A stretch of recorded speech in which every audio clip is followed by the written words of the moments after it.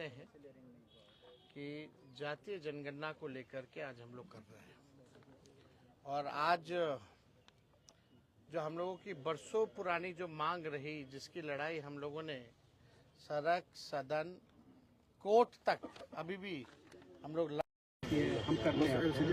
आज हम लोगों के बातों पर जो है और हम लोगों के मांगों पर हम लोगों का जो मुख्य लड़ाई रहा, आज उस पर केंद्र सरकार को भी झुकना पड़ा और केंद्र सरकार ने निर्णय लिया है कि जो अगला सेंसस होगा उसमें जातीय जनगणना को भी इंक्लूड किया जाएगा।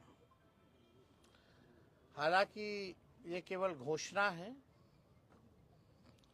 21 में सेंसस होना था, कब होगा ये किसी को नहीं पता है, लेकिन जो परिसीमन है उससे पहले जो है सेंसस कराना होता है। तो उम्मीद है कि ये परिसीमन से पहले ये सेंसस कराएंगे और सेंसस में जातीय जनगणना का भी एक कॉलम जो है जात का भी होगा। जो लोग हम लोगों पे आरोप लगाते थे जातिवादी लोग हैं, जात पात फैलाता है, आज उन सभी के मुंह पर जो है तगड़ा तमाचा जो है लगा है। और ये जब तक हम लोगों को साइंटिफिक डेटा नहीं पता चलेगा पूरे देश की आखिर स्थिति क्या है, तब तक हम उन समाज, जो पिछड़ा समाज, जो गरीब, वंचित, शोषित जो लोग हैं, उनको हम मुख्य धारा में नहीं ला सकते। गरीब कौन है, मजदूर कौन है, कचरा कौन साफ करता, ठेला कौन चलाता है, नाला कौन साफ करता है, दिहाड़ी मजदूर कौन है, और यही नहीं कौन भूमिहीन है, कौन कितना पढ़ा लिखा है, क्या किसको कितना सरकारी नौकरी है, किस जाति में, जब तक ये नहीं पता चलेगा तब तक आप जो है लोगों के साथ इंसाफ नहीं करना है। तो एक डेटा आ जाएगा, डेटा के आधार पर आपको जो है इस पे बजट में प्रावधान करना पड़ेगा कि उनको मुख्य धारा में कैसे लाए, बजट उसी हिसाब से बढ़ाना पड़ेगा। अब भाजपा के लोगों को, अब बिहार का चुनाव है, स्वाभाविक है, तो आएंगे कूद कूद करके कि हमने कराया, मोदी जी ने कराया। अरे मोदी जी ने तो कई बार नकारा, लड़ाई तो असली लालू जी ने, हमारे पुरखों ने, समाजवादी ने लड़ने का काम किया है। और भाजपा के लोगों को, एनडीए के लोगों को हम आज थोड़ा क्रोनोलॉजी जो है और इतिहास जो है वो बताना चाहते हैं, इसलिए आप सब लोगों को यहाँ बुलाया गया। 1996 में देवगौड़ा जी के कैबिनेट में ये निर्णय हुआ था कि 2001 का जो सेंसस होगा उसमें जातीय जनगणना जो है कराया जाए। और लालू जी उस समय जनता दल के राष्ट्रीय अध्यक्ष रहे और ये हम लोगों के दल के, हम लोगों के नेता की 96 से ही लगातार जो है मांग थी। कोई माने ना माने, ये इंडियन एक्सप्रेस का ये कटिंग भी है हमारे पास। जब देवगौड़ा ने ये फैसला लिया था, इसमें लिखा है the proposal for a caste based census, a move recently opposed by the home ministry, had been on top of the agenda of the 1996 United Front government. तो ये तो तब से ही हम लोगों की थी।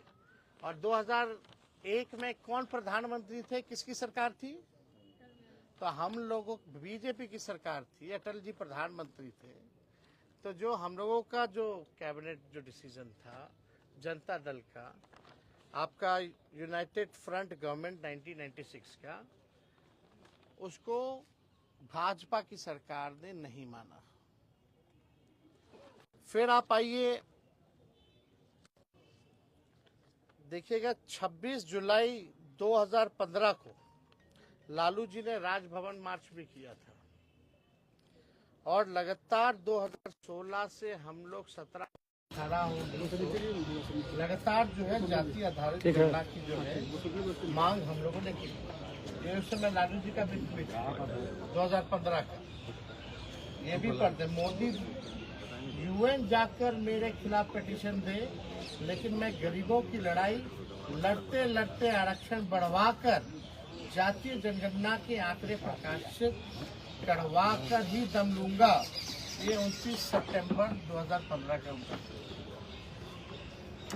और इससे पहले भी आप लोग सब लोग जानते हैं कि यूपीए की सरकार ने 2011 में जो है, हम लोगों ने 2010 में लगातार मांग की थी, जिसमें मुलायम सिंह जी भी थे, शरद जी भी थे। तो उस समय जो है ये हुआ था। हालांकि जब बीजेपी की सरकार आई, अरुण जेटली जी फाइनेंस में प्रेस कॉन्फ्रेंस करके कैद जब रिलीज करने का मौका है तो डेटा करेक्ट भी भाजपा के लोग नहीं देते थे। आप लोगों को पता है कि कई बार बिहार विधानसभा से हमारे ही प्रस्ताव को पारित किया गया। जब हम लोग विपक्ष में थे, जातीय जनगणना का प्रस्ताव दोनों सदनों से पास किया गया, 18 में भी, 19 में भी, 20 में भी, 3 बार। और हमारे सुझाव पर ही पहली बार बिहार में सर्वदलीय प्रतिनिधि मंडल 23 अगस्त को प्रधानमंत्री जी से नई दिल्ली मिला।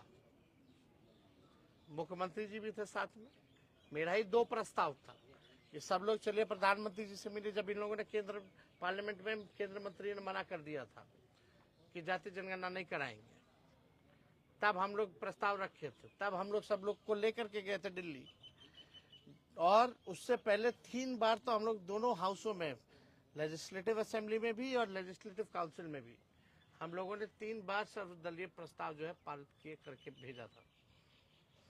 प्रधानमंत्री जी उस समय भी मना कर दिए। तभी मेरा दूसरा प्रस्ताव था, अगर नहीं कराना है तो राज्य सरकार अपने बलबूते कराएगी। तो आप देखिएगा 10 मई 2020 को हमने एनडीए की बिहार में सरकार को 72 घंटे का अल्टीमेटम दिया था। उस समय आप लोगों को याद होगा, 72 घंटे का जो है हमने अल्टीमेटम दिया था कि भाई जब केंद्र सरकार ने मना कर दिया तो राज्य सरकार क्यों देरी कर रही है। तो 24 घंटे के अंदर ही हमको जो है बुला लिया गया और हम सीएम से भी उस समय मिले थे।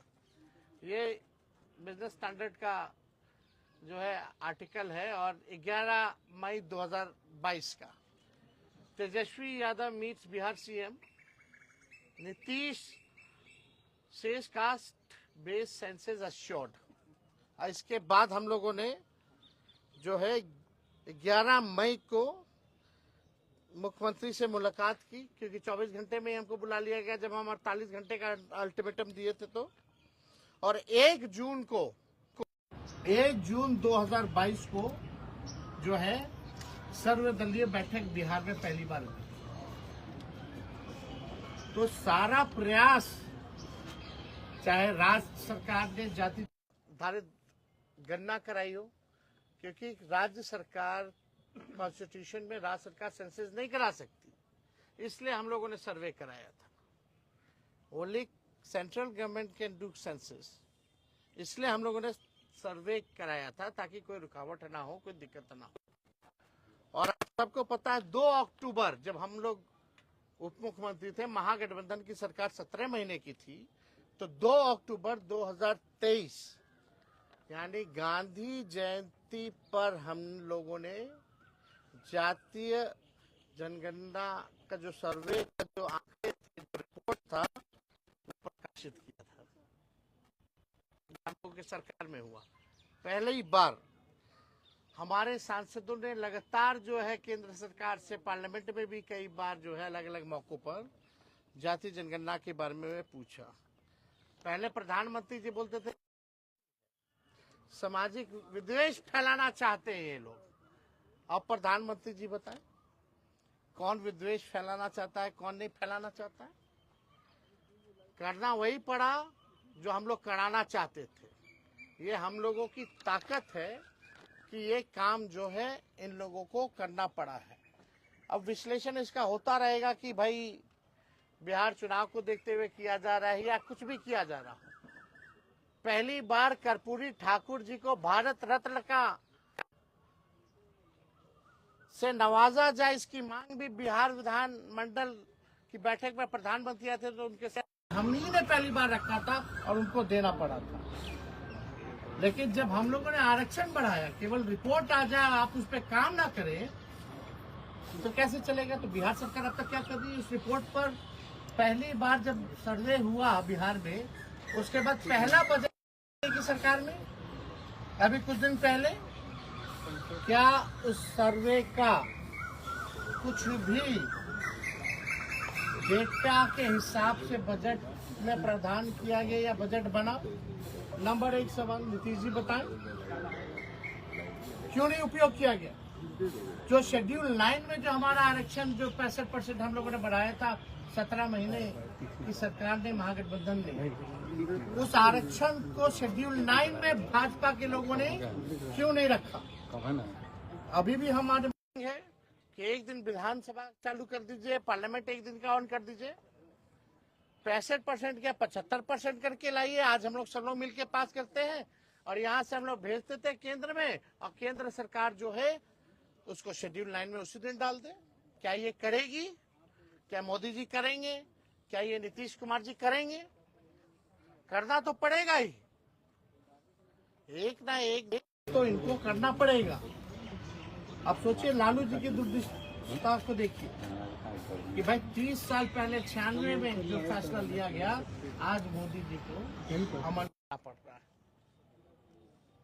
तो हम लोग चाहते हैं, और अगली हमारी लड़ाई होगी, एक तो हम लोग देख रहे कि कब करा दे, और करा रहे तो रिपोर्ट का ही लोग क्या कर रहे हैं। और हमारी अगली लड़ाई होगी कि जिस हिसाब से दलित आदिवासी भाइयों का पार्लियामेंट के चुनाव में या स्टेट के विधानसभा के चुनाव में सीटें आरक्षित हैं, उसी हिसाब से हमारी सबसे बड़ी लड़ाई होगी कि पिछड़ा समाज, अति पिछड़ा समाज के लिए भी पार्लियामेंट के चुनाव में, विधानसभा के चुनाव में सीटें आरक्षित हो। और ये करवा करके ही हम लोग दम जो है लेने का काम करेंगे, और किसी भी कीमत पे इससे हम लोग कॉम्प्रोमाइज नहीं करेंगे। जिसकी हिस्सेदारी है उस हिसाब से लोगों को, उनको मान सम्मान जो है, जगह जो है मिलनी चाहिए। तो मेरा सबसे बड़ा सवाल कि शेड्यूल 9 में क्यों भाजपा के लोगों ने अब तक लटका रखा है? नया प्रपोजल लाए, हम लोग पास करते हैं। दूसरा सवाल कि बिहार का जो सर्वे आया जाति जनगणना का, तो एनडीए की सरकार ने उसके अनुरूप बजट जो है क्यों नहीं बनाया? तीसरा हमारी लड़ाई होगी कि पिछड़ा अति पिछड़ों को भी पार्लियामेंट के चुनाव में और विधानसभा के चुनाव में भी सीटें आरक्षित। तो और कोई सवाल अगर आप लोगों का होगा आप लोग।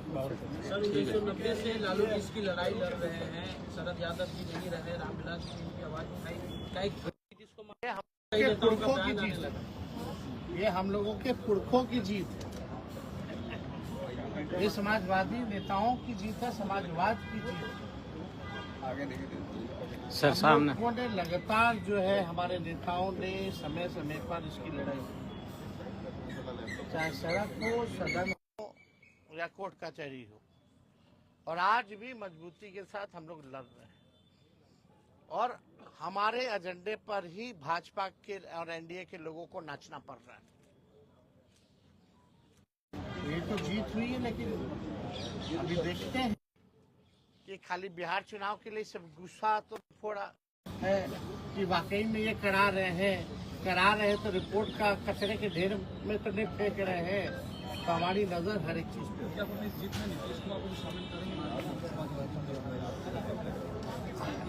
शेड्यूल 9 में क्या नहीं करवा रहे? अरे भाई, तो हम ना नए अल्टीमेटम में, हमारे प्रस्ताव में ना हो गए, तो नीतीश जी का आइडिया था। जेडीयू कह रही है नीतीश कुमार का जीत है, नीतीश कुमार ने बिहार से शुरुआत की, इस वजह से केंद्र में भी होगा।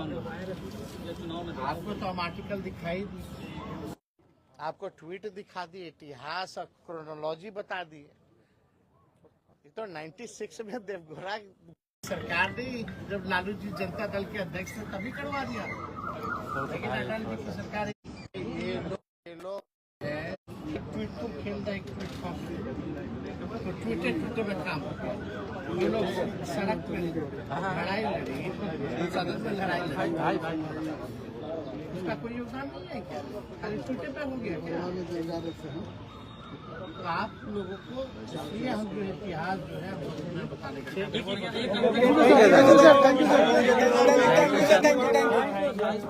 भाई क्या उसको भाई जो भी लड़ाई भी होगी, जो भी बिहार का है तो गौतम भाई भाजपा